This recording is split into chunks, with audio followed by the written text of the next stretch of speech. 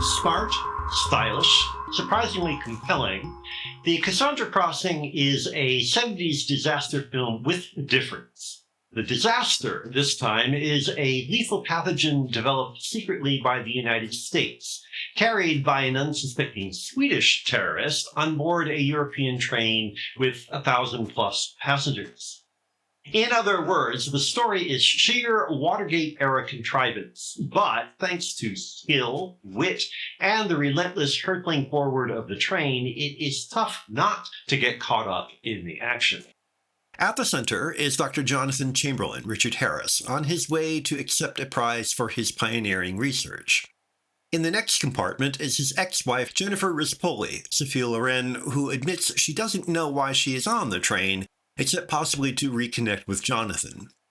Their sparring sets the stage for the sprightly byplay between all the characters, including flower children having uninhibited sex in an uninhabited compartment, Ava Gardner as Nicole Dressler, wife of an arms manufacturer traveling with her kept boy Robbie Navarro, Martin Sheen, a heroin smuggler being tracked by Interpol agent masquerading as a priest, O.J. Simpson, and Mr. Kaplan, Lee Strasberg, a saintly Holocaust survivor.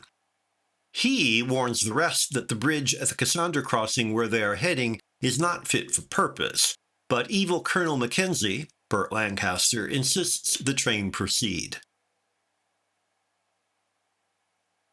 A brief musical production number, presumably meant to show us how free-spirited the younger passengers are, is cringeworthy. An endangered child, Fausta Avelli, is made less than endearing, but her fate is still milked for all the fear her stock plot function requires. And a lengthy becalmed sequence when the train is being sealed from the outside slows things down, but even that lapse is juiced up a bit when Mr. Kaplan is shot trying to escape the train. The plot complications keep things moving, but of course it is the sheer visceral excitement of the train moving through the Swiss locations at high speed that keeps us on edge.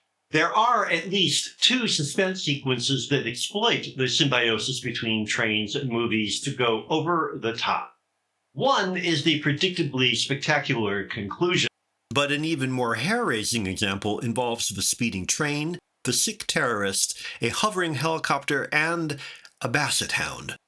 Your head may not accept any of it, but your body tenses and lurches this way and that with every shot, razor-sharp cut, and note of Jerry Goldsmith's percussive score. Bathed in cinematographer Ennio Guarnieri's glossy images, the Cassandra Crossing avoids the genre's generally cut-rate, moribund feel.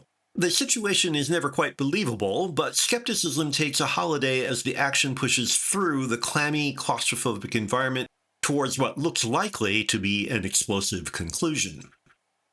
Director George Cosmatos, probably best known for Tombstone, captured the appeal when he attributed his success to a combination of American know-how and European sophistication.